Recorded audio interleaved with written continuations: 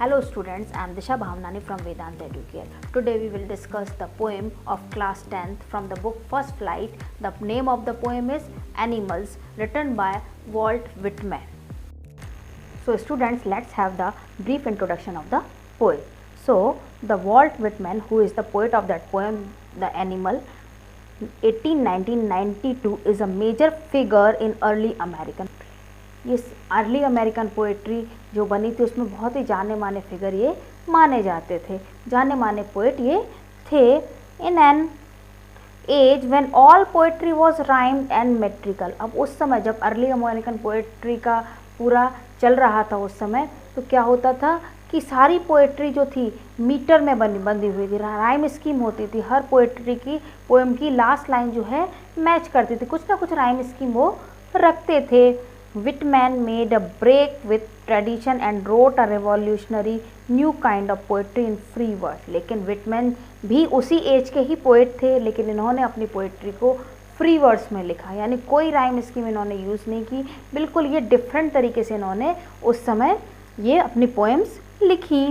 He was a non conformist means different person.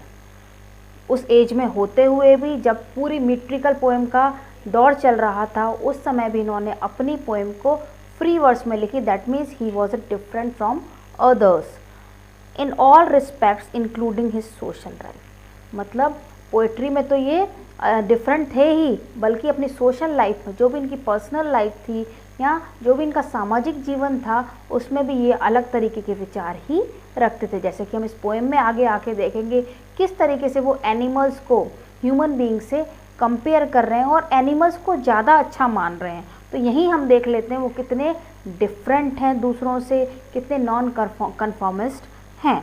So let us take the poem. Before reading this poem we see the poet tells us that he feels more at home with animals. यहाँ पे मोर at home का मतलब क्या है? Comfortable. Means poet जो हैं मोर at home means यहाँ पे कंफर्टेबल से होने से है, यानी पोएट जो हैं वो ज़्यादा कंफर्टेबल फील करते हैं किसके साथ? एनिमल्स के साथ, instead of human beings. Human beings की बजाय वो एनिमल्स के साथ रहना ज़्यादा पसंद करते हैं। पूरी पोएम में ही यही पूरा चल रहा है। वो एनिमल्स की इतनी अच्छी अच्छी क्वालिटीज़ बताते हैं हमें, जिससे हमें पता लगता है कि वाकई में जो पोएट हैं अपनी जगह पे सही हैं और वो ह्यूमन बीइंग्स को गलत क्यों मानते हैं। whom he finds complicated and false means human beings को जो पोएट हैं गलत मानते हैं, बहुत ज़्यादा कॉम्प्लिकेटेड मानते हैं। मतलब उनमें ऐसे गुण हैं जो बाहर से कुछ हैं अंदर से कुछ है, यानी ह्यूमन बीइंग्स जो हैं अंदर से कुछ दिखते हैं और बाहर से अलग ही तरीके का ढोंग करते हैं। तो पोएट को इसलिए एनिमल्स ज़्यादा पसंद है, क्योंकि जैसे वो अंदर से हैं वैसे ही बाहर से चल। So let us take the line by line explanation of the poem and we understand the how many qualities are there in the animals and the poet is right in saying his poem. So let us take the first para. I think I could turn and live with animals. कि मुझे कहाँ चले जाना चाहिए, मुझे किस तरफ जाना चाहिए? एनिमल्स की तरफ। आई could turn and live with animals, मतलब मुझे ह्यूमन बीइंग्स के साथ तो रहना ही नहीं चाहिए। मैं तो कहाँ चला जाऊँ? मैं तो एनिमल्स के साथ चला जाऊँ। They are so placid. Placid means here calm. इतने शांत हैं क्योंकि ये animals, and self contain. Contain means complete by itself में। तो क्या कहते हैं पोएट कि आई थिंक, मुझे लगता है, मुझे तो कहाँ चले जाना चाहिए? एनिमल्स के साथ रहने चला जाना चाहिए, क्योंकि वो इतने शांत हैं और इतने ज़्यादा सेल्फ कंटेन में इतने ज़्यादा संतोषजनक हैं जैसे कि इंसान नहीं हैं। I stand and look at them long and long. Poet now says that कि मैं तो जब उनके पास खड़ा रहता हूँ मैं तो काफ़ी देर तक उनको देखता ही रहता। They do not sweat and whine. Sweat and whine means क्या होता है? रो रो कर शिकायतें करना। To complain about something in a crying voice. चिल्ला कर जो शिकायत करता है तो उसके लिए स्वेट एंड वाइन वर्ड का यूज़ करते हैं। They do not sweat and whine about their condition, यानी जो एनिमल्स होते हैं, दे यहाँ पे किसके लिए यूज़ किया गया है? एनिमल्स के लिए।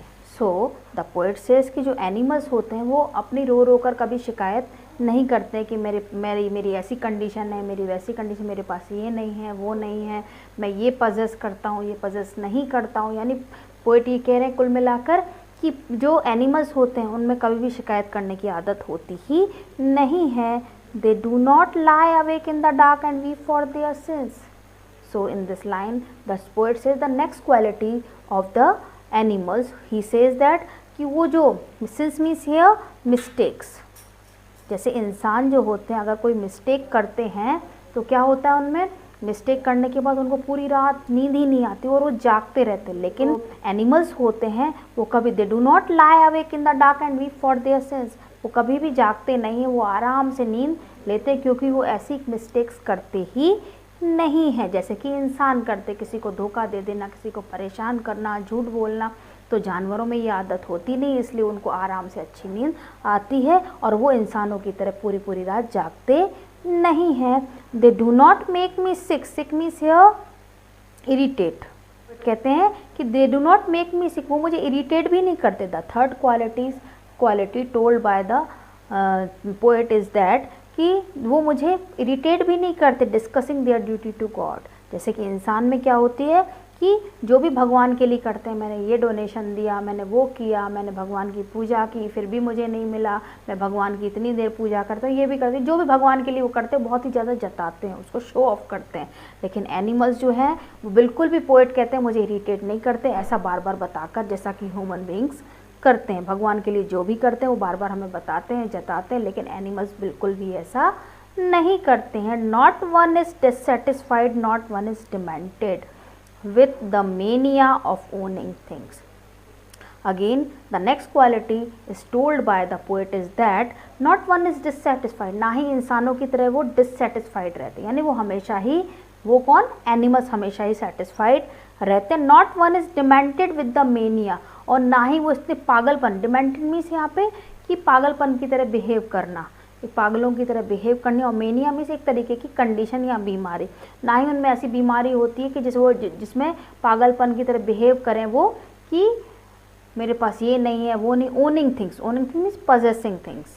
तो पोएट यहाँ पे बार बार हमें यही कह रहे हैं कि उनमें शिकायत करने की आदत नहीं होती, उनमें ये भी आदत नहीं होती कि पागलपन की तरह बिहेव करें। एक चीज़ आ जाने के बाद जैसे इंसान क्या करते हैं, दूसरी चीज़ के लिए पागल होते हैं, फिर दूसरी चीज़ आ जाती है तो उनको आगे से आगे और ना कुछ ग्रीड, लालच आती ही जाती है कि मुझे अब ये चाहिए, गाड़ी है तो बंगला चाहिए, बंगला है तो ये चाहिए। लेकिन इंसान में जैसी क्वालिटी होती है ऐसी एनिमल्स में नहीं होती। वो ओनिंग थिंग्स के लिए, यानी अपनी चीज़ों को आगे से आगे पाने के लिए कभी भी पागलपन शो नहीं करते हैं। Not one kneels to another, और ना ही जानवरों में ये क्वालिटी होती है कि वो नील्स मीन्स बो डाउन होता है, किसी के सामने झुकते हैं। जानवर किसी के सामने नहीं झुकते। Not to his kind that live thousands of years ago, ना ही वो ऐसे जानवर के लिए, यानी अपने से बड़े जानवर के लिए जो कि पूर्वज रहे हों उसके सामने भी नहीं झुकते। यानी पोएट का यहाँ पे कहने का मतलब है कि जैसे कि इंसान अपने पूर्वजों के सामने, अपने बड़ों के सामने बहुत ज़्यादा झुकते हैं, लेकिन जानवरों में ये आदत बिल्कुल भी नहीं होती। लेकिन यहाँ पे पोएट ध्यान रखना है कि पोएट का यहाँ पे ये कहने का मतलब नहीं होती कि ह्यूमन बीइंग में ये क्वालिटी नहीं होनी चाहिए, यानी वो किसी के सामने ना झुके या किसी की रिस्पेक्ट ना करे, बल्कि यहाँ पे ये कहने का मतलब है कि वो किसी को भी बड़ा या छोटा नहीं मानते। एनिमल सबको समान मानते हैं और किसी को बड़ा या छोटा नहीं मानते। जैसे कि इंसानों में क्या आदत है, अगर कोई बड़ी पोस्ट पर है, जैसे कोई राजा है या कोई अपने से बड़ा है, बड़ी पोस्ट पर है, तो उसके सामने वो डाउन करते हैं, नील करते हैं। लेकिन एनिमल्स बिल्कुल भी नहीं करते, वो सभी बराबर एक दूसरे को समझते हैं। नॉट वन इज़ रिस्पेक्टेबल और unhappy over the whole earth, जानवरों में ये भी आदत होती है कि नॉट वन इज़ रिस्पेक्टेबल, ना ही किसी की रिस्पेक्ट की जाती है और ना ही किसी को नाखुश किया जाता है। यानी जानवरों में ना तो कोई हमें नाखुश मिलेगा, ना ही कोई रिस्पेक्ट करने वाला मिलेगा, मतलब सभी समान है, सभी की रिस्पेक्ट की जाएगी और सभी अपने आप में हैप्पी रहते हैं ओवर द होल अर्थ, पूरी धरती पर। यानी हम जहाँ जहाँ भी एनिमल्स को देखेंगे, ऐसा नहीं है कि एक जानवर दूसरे जानवर की रिस्पेक्ट कर रहा है, एक जानवर दूसरे जानवर को अनहैप्पी कर रहा है, तो ये क्वालिटीज़ एनिमल्स में नहीं होती, सब बिल्कुल इक्वल रहते हैं। देखकर पोएट कहते हैं so they show their relations to me and I accept them, इसलिए ऐसा लगता है जैसा मेरा उनके साथ कोई रिश्ता है और मैं उनके रिश्ते को स्वीकार भी करता हूँ। ऐसा लगता है कि हम आपस में बहुत ज़्यादा रिलेटिव्स हैं। They bring me tokens of my self, tokens means here qualities, वो कहते हैं कि ऐसा लगता है कि टोकन्स ऑफ माई सेल्फ मतलब मेरी ही क्वालिटीज़, यानी मेरी क्वालिटीज़ का मतलब यहाँ पे कहने का मतलब सभी इंसानों की क्वालिटीज़ जैसे उनमें आ गए हैं। They bring me tokens of my self, यानी हमारी ह्यूमन बींग्स की क्वालिटी ऐसा लगता है कि उनमें आ गई हैं, वो लेकर आए हैं। They evince, evince means here indicate, यानी जानवर पूरे क्या इंडिकेट करते हैं, them plainly in their possession, यानी सारे ही जो क्वालिटीज़ हैं उनमें साफ साफ दिखाई देती हैं, जो कि कभी इंसानों में हुआ करती थी, लेकिन जैसे जैसे समय बीतता जा रहा है लोगों के अंदर ईर्ष्या, द्वेष भावना, कंप्लेन, है ना, काइंडफुल नहीं है वो किसी के प्रति, तो ये सारी जो भावना है जो पहले जो कभी इंसानों में हुआ करती थी वो आजकल कम होती जा रही है। पोएट को वो क्वालिटीज़ जो है, वो टोकन्स जिनको उन्होंने क्वालिटीज़ बताया है ना, तो वो सारी उनको जानवरों में दिखाई देती हैं। Last para, the poet sum up his poem and says that I wonder where they get those tokens. अब पोएट को बड़ा ही आश्चर्य होता है कि मुझे लगता है कि क्वालिटीज़ जो ह्यूमन बींग्स की वो उनमें आई कैसे, यानी कहाँ से वो क्वालिटीज़ लाए। Did I pass that way huge times ago and negligently drop them. Poet यहाँ पे आई से, यहाँ पे पोएट का मतलब है कि सभी, आई का मतलब वो खुद ही क्वालिटीज़ नहीं जाकर देख के आया, बल्कि पूरी ह्यूमन बींग्स की बात कर रहे हैं कि क्या कभी मैं उनके रास्ते से, जहाँ पे ये लोग रहते हैं जानवर, उस रास्ते से बहुत साल पहले निकला हूँगा और मैंने नेग्लिजेंटली मीन्स केयरलेसली, बिल्कुल लापरवाही से, क्या मैंने उनको क्वालिटीज़ ड्रॉप तो नहीं कर दी, यानी मैंने उनको अपनी क्वालिटीज़ जो ह्यूमन बींग्स की हैं वो उनको पास ऑन तो नहीं हो गई किसी तरीके से। तो पोएट हमें लास्ट लाइन्स में क्वेश्चन मार्क लगा के सोचने पे मजबूर कर देते हैं कि क्या हमने जो इंसान में क्वालिटीज़ हुआ करती थी वो अपनी क्वालिटीज़ जानवरों को दे दी और हम में से वो qualities. This way I have completed this poem. If you have any doubt you may ask and write in the comment section.